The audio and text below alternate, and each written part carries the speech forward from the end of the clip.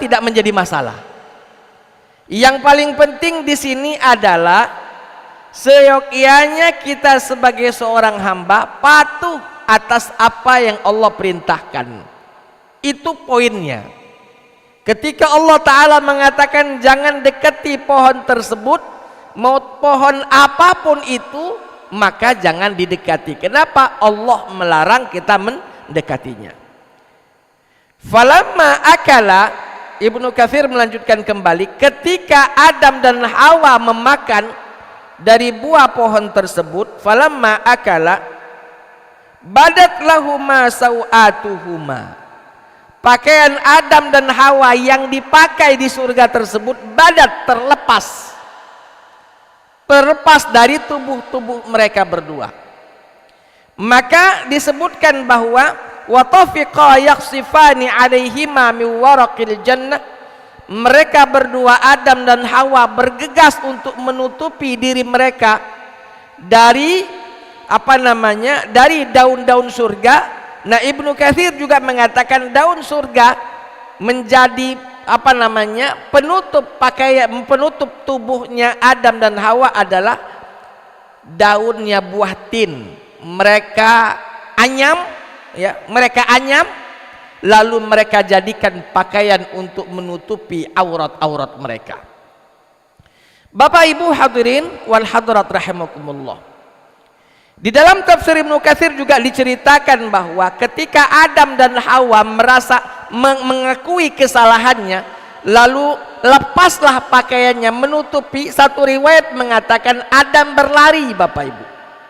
Adam berlari di surga tersebut, berlari meninggalkan pohon tersebut. Tetapi karena Nabi Adam alaihi salam tingginya 60 hasta, maka pada waktu itu Adam alaihi salam ditangkap oleh salah satu pohon yang ada di surga.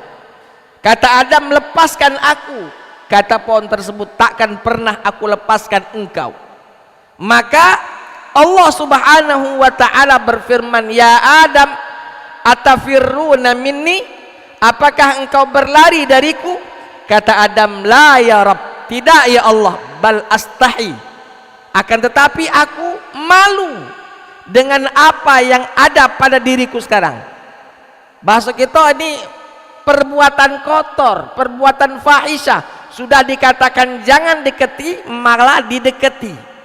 Maka malunya Adam alaihissalam. Lalu Allah Ta'ala mengatakan, Adam, bukankah sudah kusampaikan jangan dekati pohon tersebut, jangan dekati. Apa kata Adam alaihissalam? Ya Rabb, ma hasibtu anna ahadan yahlifu bika kadhiba. Wahai Tuhanku, kata Adam, aku tidak menyangka ada seseorang yang berani bersumpah atas namamu padahal dia berbohong. Siapa maksudnya? Iblis. Karena iblis disebutkan dalam Al-Quran yang kita bahas ini, wa qasamahuma. Iblis ini bersumpah atas nama Allah di hadapan Adam dan Hawa. Inni lakuma laminan nasihin, bahwa aku ini termasuk wong yang senang, wong yang sayang sama kau, makanya ku nasihati. Ngapo tidak neketi pohon tersebut? Pohon tersebut pohon abadi. Kalau kau deketi pohon tersebut, kau kekal di sini, abadi di dalam surga dengan istri dan anak-anak kau. Siapa yang tidak mau kekal di dalam surga? Maka ketika Adam alaihissalam mendengarkan sumpah dari iblis atas nama Allah bahwa dia betul-betul menasehati Adam alaihissalam untuk mendekati pohon tersebut agar supaya Adam dan Hawa bisa kekal dalam surga, terbuduk rayulah Adam dan Hawa. Makanya Adam mengatakan bahwa ma hasibtu, aku tidak mengira, anna ahadan, bahwa seseorang yahlifu bika kadziba, dia bisa bersumpah atas namamu padahal dia berbohong. Maka Allah Ta'ala mengatakan, bukankah sudah aku sampaikan kepadamu wahai Adam bahwa syaitan itu innahu lakum aduwwum mubin, bahwa sesungguhnya setan itu adalah musuhmu, musuh kalian berdua. Nah Bapak Ibu hadirin wal hadirat rahimakumullah, maka di ayat ini Allah Subhanahu wa taala ceritakan kepada kita wa qasamahuma. Sebenarnya Adam itu tahu bahwa ini dilarang, tak mau Nabi Adam melaksanakannya, tapi karena bujuk rayu setan, bahkan sumpah palsu setan, nah yang ini yang membuat Nabi Adam dan Siti Hawa berubah pikirannya Pak. Makanya Bapak Ibu, sumpah ini betul-betul sakral. Jangan sembarangan bersumpah, apalagi sesuatu yang belum jelas, lebih-lebih sesuatu yang betul-betul itu bohong, tidak real. Jangan mau bersumpah, sumpah palsu. Di dalam syariat Pak, sumpah palsu ini amat sangat besar dosanya. Besar dosanya. Bahkan salah satu dari cara kita taubat dari sumpah palsu adalah memerdekakan hamba sahaya yang beriman. Kalau tidak mampu, maka kita berpuasa 3 hari untuk, bahasa kita, menetralisir dari sumpah yang pernah kita lakukan. Dan para ulama mengatakan kalau kita bersumpah dan tidak bisa merealisasikan sumpah, bukan sumpah palsu.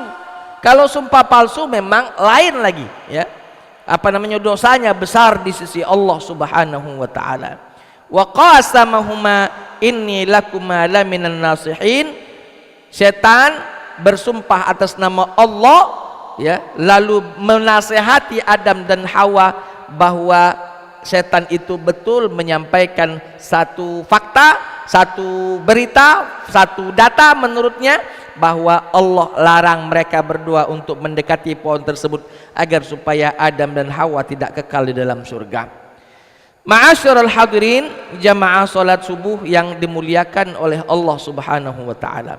Fadallahuma bighurur, maka setan pun memberikan petunjuk yang bohong, petunjuk yang menipu Adam dan Hawa.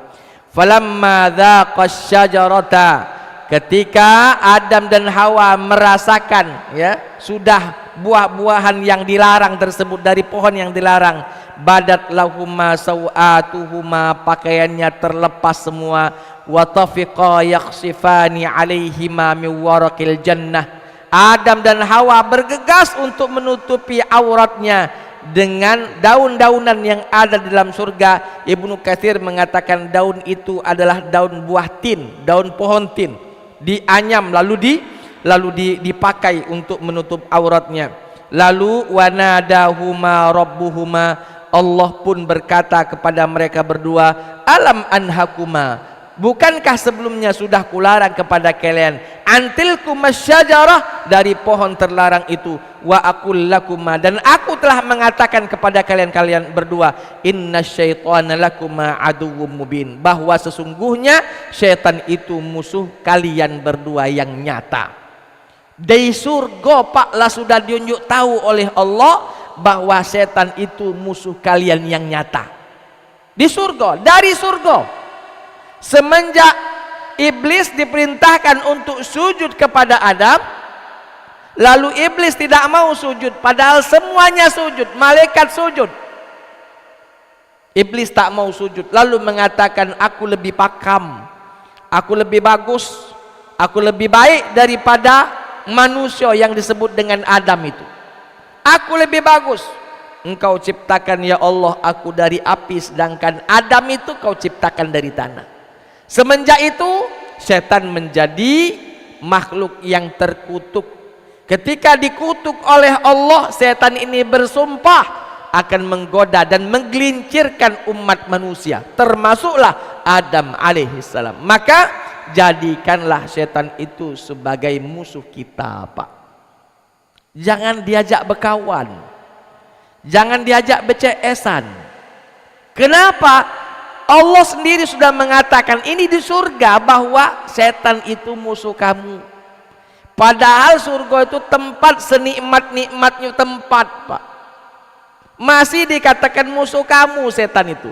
Apalagi dunia, tempat kita hidup saat ini. maka sudah barang tentu setan ini adalah musuh-musuh kita yang nyata, ya. Walaupun tak nampak di mata kita, tapi nyata pada real di dalam bisikan-bisikan atau was-was yang dilontarkan kepada kita. Bapak Ibu hadirin wal hadirat rahimakumullah. Setelah itu Nabi Adam dan Siti Hawa diturunkan dari surga menuju dunia. Di awal-awal surat Al-Baqarah, qala bit minha, maka keluarlah engkau wahai Adam dan Hawa dari surga, turun ke dunia. Maka diturunkanlah Adam dan Hawa ke dunia. Setelah turunnya Adam dan Hawa di dunia, bahkan iblis juga dilemparkan keluar dari surga sebelumnya. Maka Nabi Adam mengatakan, qala rabbana zalamna. Mereka berdua, Adam dan Hawa berkata, mereka berdua berkata, rabbana zalamna, ya Allah, kami telah melakukan kezaliman, anfusana, telah menzalimi diri kami sendiri. Wa illam taghfir lana wa tarhamna, apabila engkau tidak mengampuni kami dan merahmati kami, lanakunanna minal khasirin, maka kami termasuk orang-orang yang merugi. Bapak Ibu hadirin wal hadirat rahimakumullah. Ini uslub ini cara Nabi Adam dan Hawa memohon ampunan kepada Allah, dan Allah yang telah mengilhamkan kepada Nabi Adam alaihi salam, maka bertobatlah dengan menyebut nama ini, bertobatlah dengan menyebut kalimat ini, Rabbana zalamna anfusana wa illam taghfir lana wa tarhamna lanakunanna minal khasirin. Pak, diriwayatkan bahwa Nabi Adam alaihi salam membaca kalimat ini, Rabbana zalamna tersebut, puluhan tahun barulah diterima taubatnya oleh Allah Subhanahu wa taala. Dalam satu riwayat ini menunjukkan bahwa dosa itu jangan dianggap enteng, dosa itu jangan dianggap remeh. Adam dan Hawa disuruh jangan deketi pohon tersebut, dideketi, keluar dari surga. Bahasa kita salahnya cuman siko inilah, membaca Rabbana zalamna, minta ampunan. Bahasa kita, ya Allah aku minta ampun, membaca istighfar. Tidak sekali baca istighfar langsung diampuni oleh Allah Subhanahu wa taala dosanya. Maka jangan anggap enteng dosa itu, Pak, karena banyak orang mengatakan, dosa kecil juga kalau tidak apa-apa. Yang seperti ini mohon maaf, bisikan setan semua itu kipasan-kipasan setan supaya kita melanggar syariat, supaya kita melakukan kesalahan, sehingga dibisikkan dalam hati, itu dosa kecil, bukannya dosa besar. Itu dosa kecil, bukannya membunuh, bukannya syirik, bukannya berzina, bukan makan riba, kecil, tidak apa-apa kalau. Nah yang seperti ini, contoh barang, Pak, contoh barang. Kita mendengarkan azan, tapi kita tidak menunaikan sholat misalnya, atau kita undur waktu sholat. Ini katanya, sudahlah kan masih ada waktu, masih panjang waktu. Padahal masjid parah, tidak usahlah kalau ke masjid, capek berjalan ke masjid, lemak di rumah baik sholat. Nah yang seperti ini kan bisikan setan semua ini. Seyogyanya kita yang ada di sekeliling masjid ini sholat di masjid, ujung-ujungnya tidak sholat di masjid karena tadi dibisiki oleh setan. Bahasa kita, kalaupun tidak ke masjid berdosa dikit, tidak apa-apa kalau. Nah yang kalimat tidak apa-apa ini yang menjadi masalah bagi kita. Kenapa? Karena kita sudah meringankan atau membuat enteng satu dosa, padahal dosa makmano baik, kalau Allah tidak ampuni, itu bisa menjadi penyebab kita dilemparkan masuk ke dalam neraka Allah Subhanahu wa taala. Maka usahakan betul jangan pernah terjerumus pada satu dosa. Ketika kita sudah terlanjur terjumus dosa tersebut, segera memohon ampunan kepada Allah. Jangan juga diundur-undur. Tunggu aku lah tua ge, ini kan masih aktif. Tunggu aku lah pensiun baru aku taubat. Tunggu aku lah tua lah sakit-sakitan lah nak mati baru taubat. Betul kalau kau sampai di waktu itu. Takutnya tidak sampai di waktu itu kau lah mati, atau kita sampai Pak di waktu itu tapi Allah belum mau mengampuni dosa yang kita pernah lakukan. Nabi Adam saja belasan bahkan puluhan tahun membaca Rabbana zalamna anfusana, belum diampuni atau belum diterima ampunannya oleh Allah Subhanahu wa taala. Apalagi kita kadang cak kepakaman Pak, merasa doa kita langsung diijabah. Saya pernah mungkin bercerita bahwa dulu ketika Nabi Shallallahu Alaihi Wasallam hijrah ke Madinah, Nabi Shallallahu Alaihi Wasallam merasa tertekan Pak. Kenapa tertekan? Nabi ketika sholat itu menghadap ke Baitul Maqdis dulu, ya, menghadap ke Baitul Maqdis. Sedangkan Madinah itu Pak di tengah-tengah antara Mekah dengan Baitul Maqdis. Kalau Nabi menghadap Baitul Maqdis Palestina, Nabi berarti membelakangi Ka'bah. Ketika Nabi menghadap ke Ka'bah, berarti Nabi membelakangi Baitul Maqdis. Serba salah Nabi.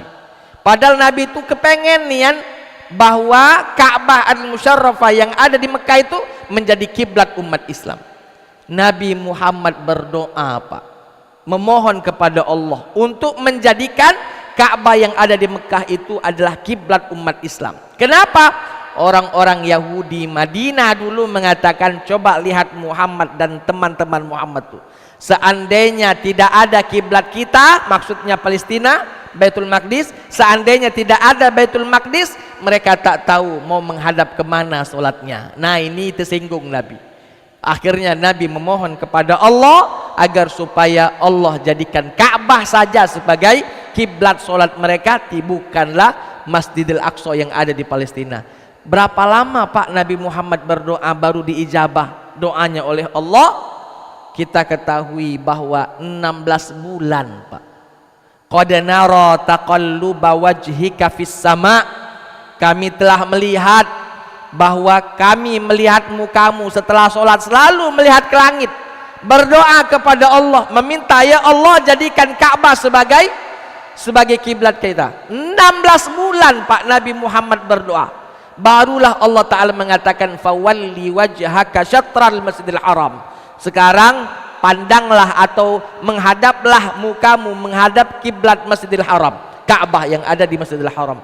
16 bulan baru dikabulkan doanya. Ini doa Nabi 16 bulan. Doa kita nak sekarang berdoa sekarang ada. Alangkah pakamnya Pak. Makanya jangan pandang remeh satu dosa, karena belum tentu satu dosa tersebut ketika kita minta ampun saat ini maka Allah juga mengampuninya saat ini. Belum tentu, walaupun tetap kita harus optimis, tidak boleh pesimis, tapi juga jangan meremehkan, jangan mempermudah yang namanya dosa, karena sesungguhnya dosa itu kalau belum diampuni oleh Allah maka akan menjadi penyebab kita dilemparkan masuk ke dalam neraka Allah Subhanahu wa taala. Qala rabbana zalamna anfusana. Ya Allah, kami telah menzalimi diri kami.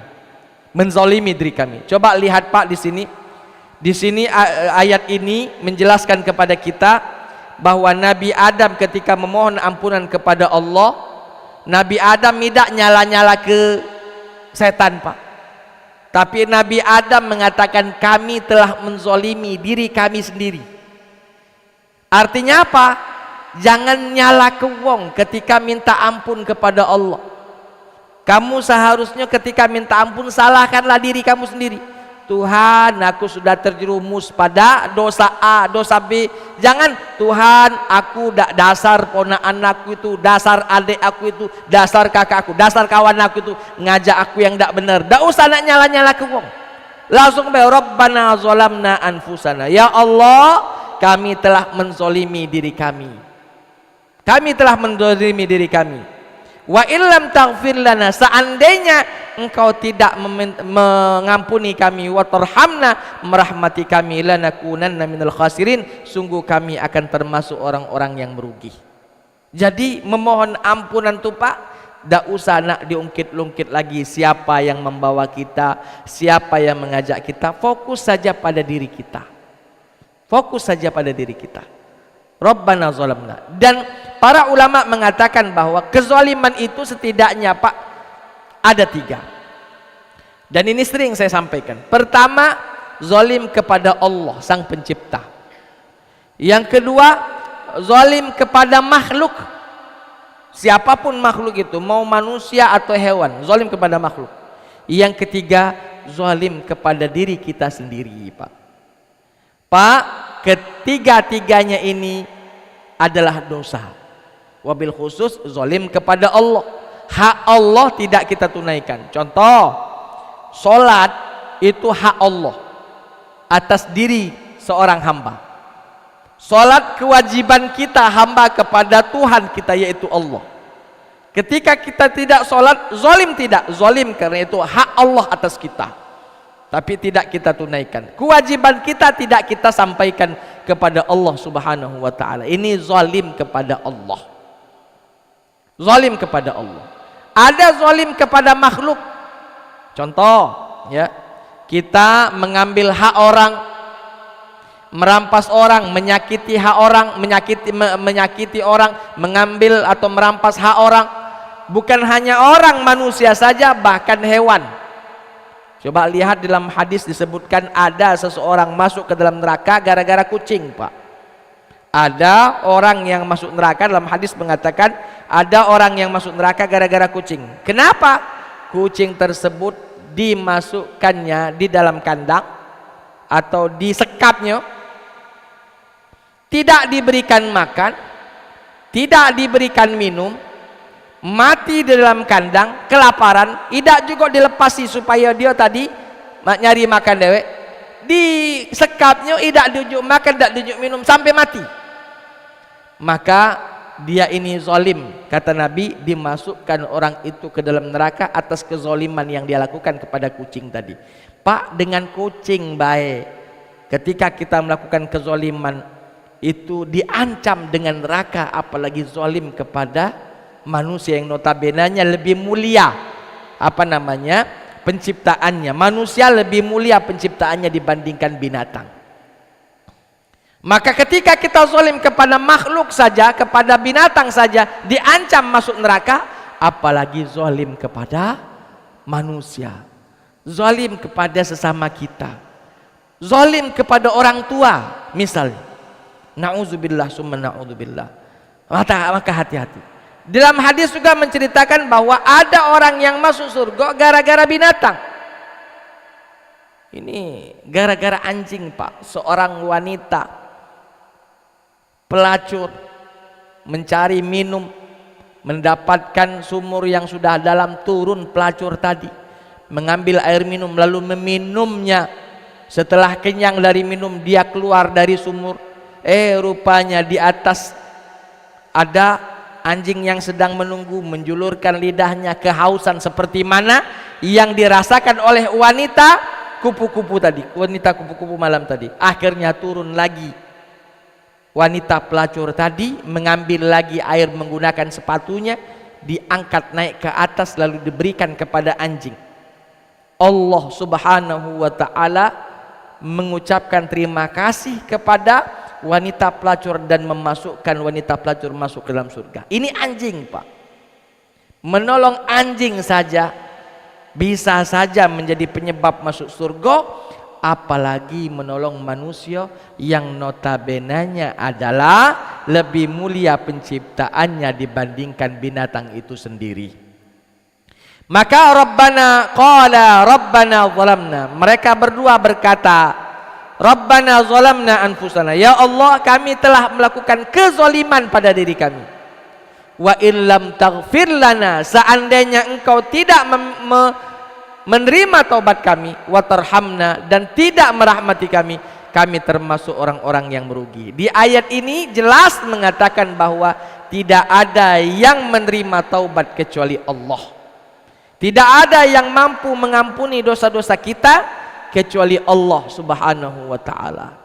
Kenapa Pak? Karena ada di ajaran agama atau aliran di luar sana, kalau nak minta ampun cukup bayar dengan sekian nominalnya.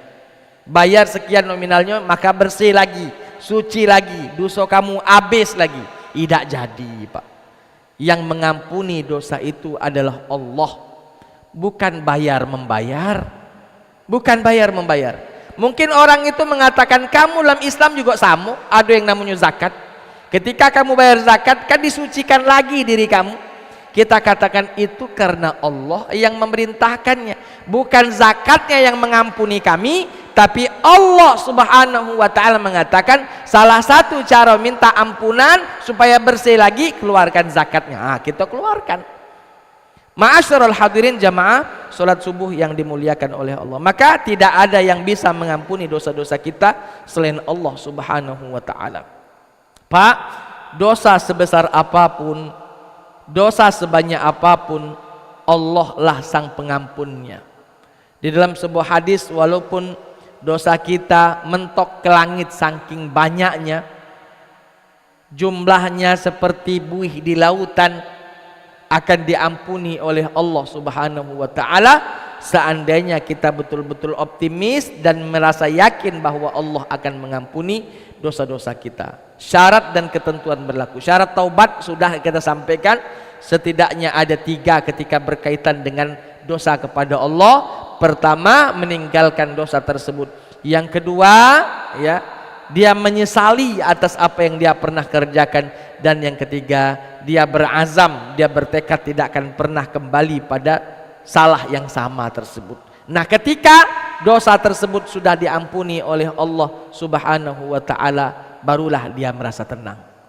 Pak, dalam riwayat lain ya, Nabi mengatakan barang siapa yang setelah sholat fardu membaca subhanallah 33 kali, alhamdulillah 33 kali, Allahu akbar 33 kali, lalu menggenapkan 100 karena 33 kali 3 itu 99, menggenapkannya menjadi 100 dengan ucapan la ilaha illallah wahdahu la syarikalah lahul mulku wa lahul hamdu wa huwa ala kulli syai'in qadir. Kata Nabi, diampuni dosa-dosa orang tersebut walaupun dosanya sebanyak buih di lautan.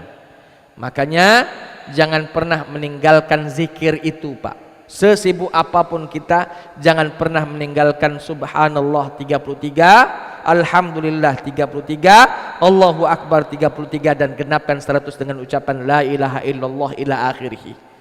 Ustadz, aku sibuk nian, ndak pacak zikir di masjid. Sudah, sambil di jalan Pak, sambil di jalan.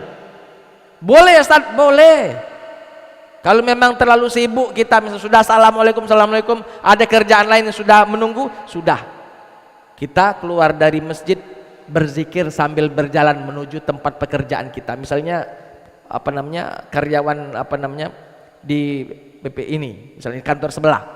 Setelah salam sudah pergi subhanallah subhanallah sambil berjalan. Boleh, boleh. Walaupun afdolnya kita di sini dulu, mantap dulu. Tapi kalau memang terlalu sibuk ya sudah sambil di jalan subhanallah subhanallah subhanallah, atau beristighfar atau dan lain sebagainya. Bapak Ibu hadirin wal hadirat, saya kira itu saja dulu sampai ayat 23 dalam surat Al-A'raf. Insyaallah di pertemuan yang akan datang kita akan lanjutkan kembali di ayat-ayat berikutnya. Kita coba buka sesi tanya jawab dulu Bapak Ibu yang ingin bertanya, dipersilahkan.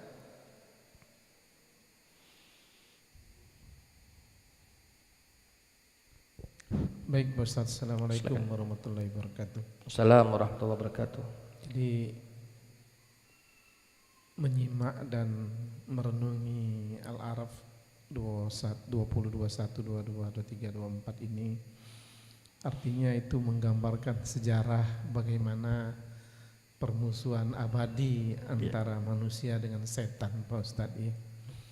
Nah, saya tertarik karena musuh kita setan ini secara physically artinya tidak imbang. Dia gaib, tidak kelihatan.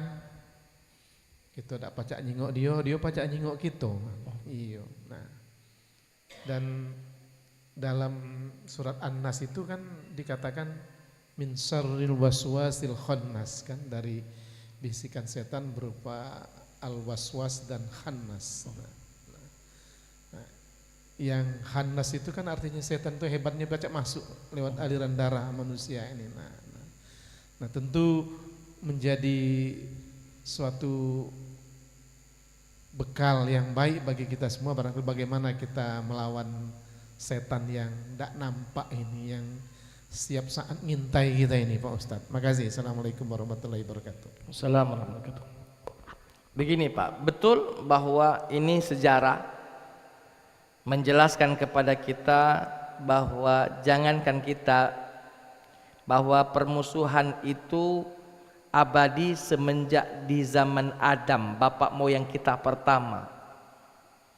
Jadi amat sangat mengherankan jikalau di zaman-zaman sekarang setan diajak berkawan, setan diajak CS, jadikan sohib.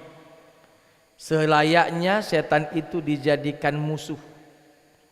Nah Bapak Ibu, tadi sudah disinggung, kalau perang kita sudah kalah satu langkah, Pak. Kenapa? Karena mereka bisa melihat kita, kita tidak bisa melihat mereka. Innahu yarakum huwa wa qabiluhu min haitsu la tarawnahu. Mereka melihat kalian, kalian tak pacak nyengok dia.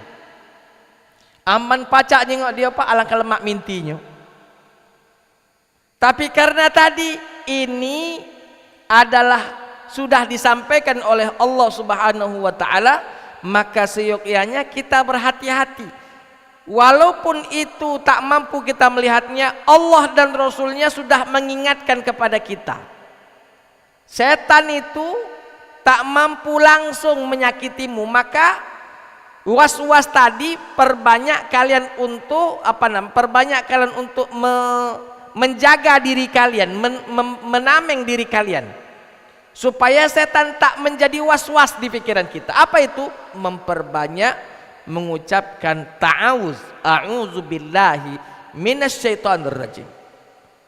Pak, dikisahkan, diceritakan dalam hadis, ketika kita mengucapkan ta'awuz tadi, maka setan ini menjadi kecil, sekecil-kecilnya. Maka walaupun dia melihat kita, kita tidak melihat dia, tidak baca nak nyakiti, ngapo? Tidak baca. Mungkin lebih pacaklah nyakiti kita semut, karena semut pacak ngigit kalau tidak pacak. Maka perbanyaklah bahasa kita berzikir kepada Allah, supaya kita diberikan tameng, diberikan kita penjagaan dari Allah Subhanahu wa taala, supaya dia tidak menggoda kita. Itu satu, ya, banyak-banyak berzikir. Yang kedua, tadi sudah disinggung bahwa setan ini masuknya dari aliran darah kita, Bapak Ibu. Maka kata Nabi SAW, sempitkan aliran darahmu untuk mereka. Bukan sempitkan darah kita agak laju jadi jantungan pula, Pak, gitu. Maksudnya untuk mereka, sempitkan darah, saluran darahmu untuk mereka. Maksudnya apa? Perbanyaklah berpuasa. Berpuasa ini, Pak, asli as-saumu junnah, kata Nabi.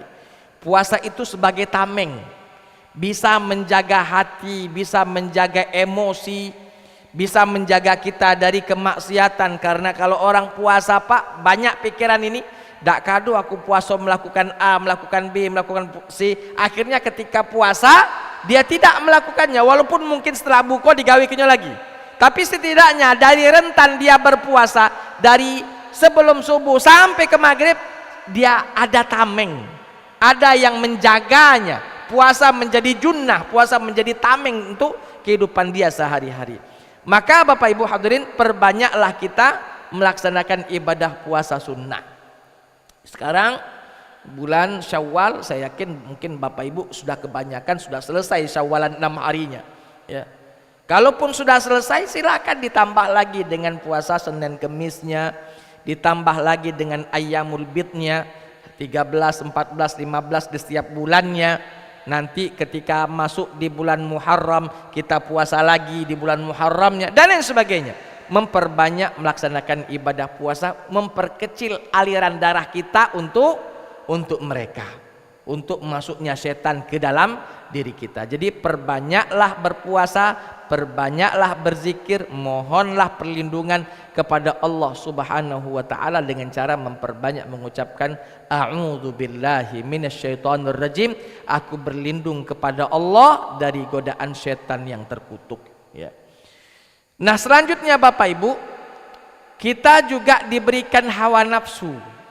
Dan hawa nafsu itu Pak connect dengan setan. Maka Allah Ta'ala mengatakan fa'alhamaha fujuraha wa taqwaha. Kami ilhami manusia itu dengan fujur, hawa nafsu yang akan membawa mereka ke perilaku yang jahat, wa taqwaha, dan takwanya. Dalam ayat yang lain mengatakan innan nafsa la ammaratun bisu. Sesungguhnya hawa nafsu itu selalu menggiring seseorang menuju perbuatan-perbuatan yang tidak baik. Maka hawa nafsu kita seyogyanya kita perhatikan. Kita minimalisir hawa nafsu yang menuju ke hal-hal yang tidak baik. Kita bina hawa nafsu kita. Jangan sampai hawa nafsu kita menjadi liar. Kalau hawa nafsu menjadi liar, disinilah kadang setan ikut bermain pada tubuh-tubuh kita ini. Jadi mudah-mudahan Allah Subhanahu wa taala memberikan kepada kita penjagaannya dari setan yang terkutuk, karena setan ini Bapak Ibu sekali lagi musuh kita yang nyata, yang sekali lagi kita secara fisik tidak mampu melihatnya dan mereka mampu melihat kita. Maka mau tak mau kita harus siap siaga memohon perlindungan kepada Allah dari godaan setan yang terkutuk tersebut. Wallahu taala a'lam bissawab. Ya.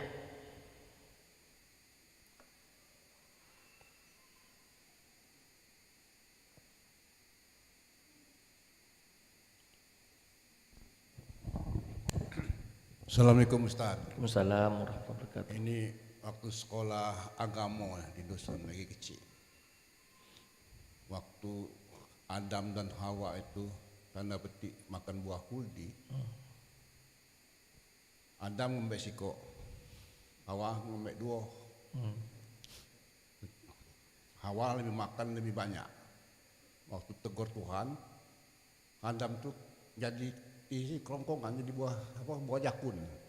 Betina di dado 2 ekor. Itu kira-kira. Makanya nafsu itu disebut hawa nafsu, bukan Adam nafsu. Jadi betina itu ngembek 2 lanang siko. Maka sebut hawa nafsu, tidak Adam nafsu. Mana kira-kira Ustaz? Pendapat Ustaz konvensional Ustaz. Terima kasih. Baik. Begini Pak, wallahu a'lam bishawab, ya. Tidak ada riwayat yang jelas mengatakan bahwa Adam makan 1, Hawa makan 2, Adam jadi buah jakun dan Hawa jadi buah dada. Wallahu a'lam bishawab. Kalaupun ada riwayat Israiliyah, ya. Riwayat Israiliyah artinya ini kisah-kisah orang-orang Bani Israel, yang mana riwayat-riwayat Bani Israel itu Pak, la nukadzibuhu wa la nusaddiquhu. Kita tidaklah mendustakannya dan tidak pula lah membenarkannya. Sebagai data saja silahkan, sebagai tambahan ilmu silahkan.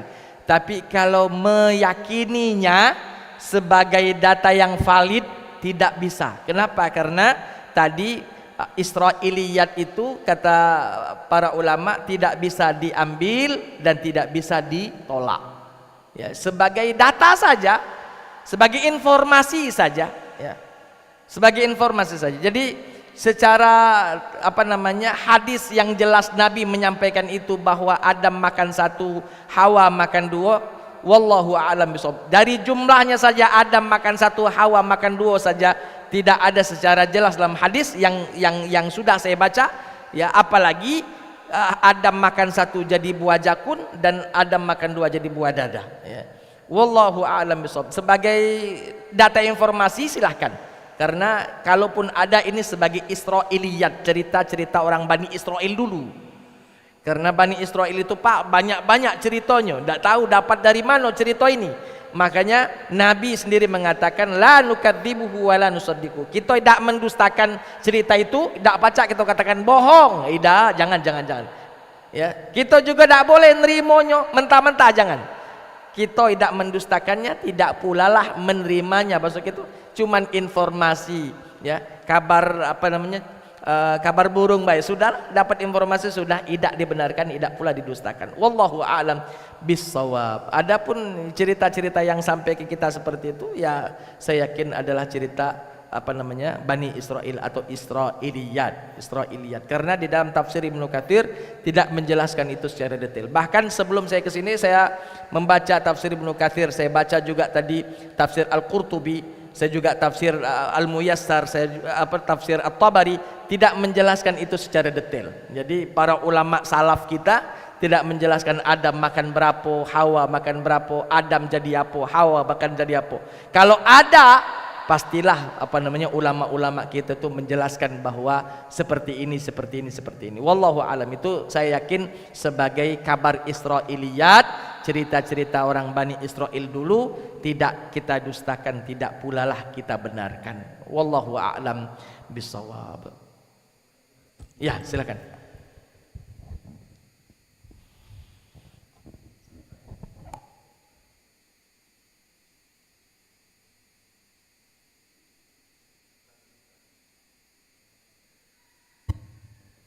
Assalamualaikum warahmatullahi wabarakatuh. Assalamualaikum. Saya dengan Pak Abi, Pak Ustadz, menyimak dari uraian Pak Ustadz tadi, ada menurut pendapat atau penangkapan saya, sebenarnya Nabi Adam alaihissalam itu tahu bahwa dia akan diturunkan ke bumi. Karena apa? Karena dengan iblis menggodanya bahwa hidup kekal di surga ini dengan memakan buah huldi tadi. Nah, makanya beliau mungkin makan itu mungkin untuk menghindari hidup yang di muka bumi ini, sehingga dia melakukan itu. Mungkin ini asumsi saya, kalau Nabi Adam misalnya tidak makan buah huldi, mungkin dia akan dipersiapkan dengan semacam mungkin bintek lah sebelum turun ke bumi. Tetapi dengan adanya makan buah huldi ini, karena ini adalah larangan dan Allah katakanlah marah pada saat itu, akhirnya langsung diturunkan ke bumi, sehingga manusia ini bekerja keras dalam mencari nafkah, dan pelajaran-pelajaran itu diberikan sepanjang hidup di bumi saja, tidak di surga. Itu yang kedua, hanya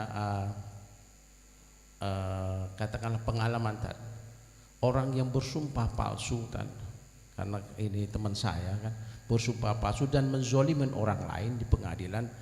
Ternyata orang-orang yang bersumpah palsu walaupun belum kena dia langsung Allah balas di bumi, Pak. Di Allah sebelum di akhirat, di alam dunia. Seperti 3 orang yang, karena ini teman saya dan saya memantau, orang yang bersumpah palsu di pengadilan dengan menzolimi orang lain. Yang pertama, tiba-tiba istrinya ada satu orang itu istrinya meninggal cepat kan. Yang kedua, suami dari orang yang begitu ketika nyetir mobil urat kakinya putus. Dan ketiga saya lupa. Artinya memang sumpah palsu, apalagi sekaligus sumpah itu menzolimi orang lain di pengadilan, orang yang tidak bersalah tetapi menjadi saksi bahwa mereka bersalah karena memang perintah penguasa.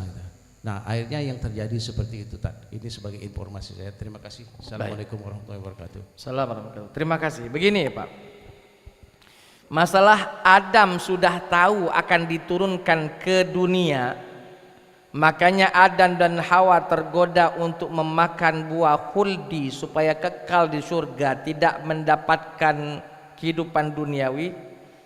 Kalau yang seperti ini tidaklah benar.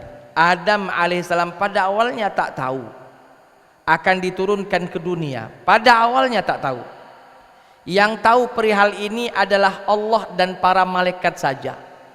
Karena ketika Allah mengatakan inni ja'ilun fil ardi khalifah, aku akan menjadikan manusia sebagai khalifah di atas muka bumi ini. Maksudnya siapa? Adam. Apa jawaban para malaikat? Ya. Qalu ataj'alu fiha may yufsidu fiha wa yasfikud dima.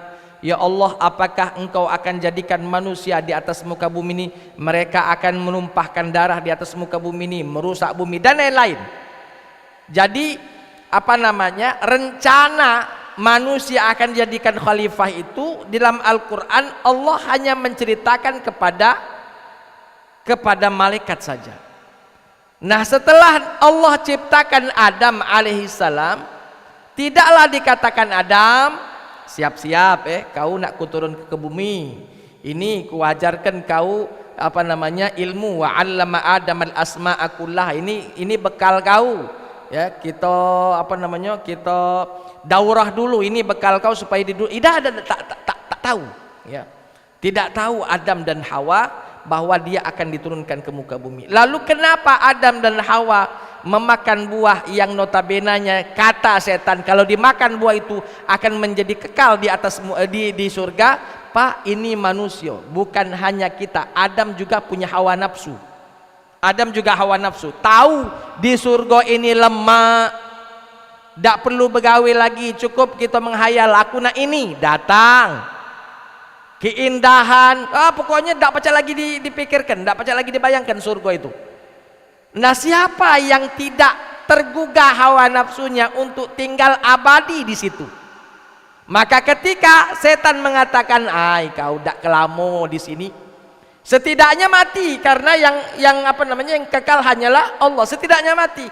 Maka Adam dan Hawa merasa, caknya kalau ini lemak, kalau kita makan buah khuldi jadi kekal kita di dalam surga tersebut. Jadi kalau cerita bahwa asumsi kalau seandainya asumsi Adam dan Hawa sudah tahu bahwa dia akan diturunkan ke muka bumi sebelum memakan buah khuldi, jawaban itu tidaklah benar, ya. Adam dan Hawa tidak tahu akan diturunkan ke muka bumi ini, ya. Tidak tahu akan diturunkan. Yang tahu hanyalah para malaikat, karena Allah telah mengatakan inni ja'ilun fil ardi khalifah, aku ingin menjadikan khalifah di atas muka bumi. Siapa yang dimaksud adalah Adam alaihi salam. Wallahu taala a'lam bishawab. Itu satu. Yang kedua, hanya informasi saja bahwa orang yang bersumpah palsu, ya, ada saja balasannya dari Allah Subhanahu wa taala. Kalau di akhirat dosa ngomongi lagi lah. Lah sudah fix, lah ceto je wong tu.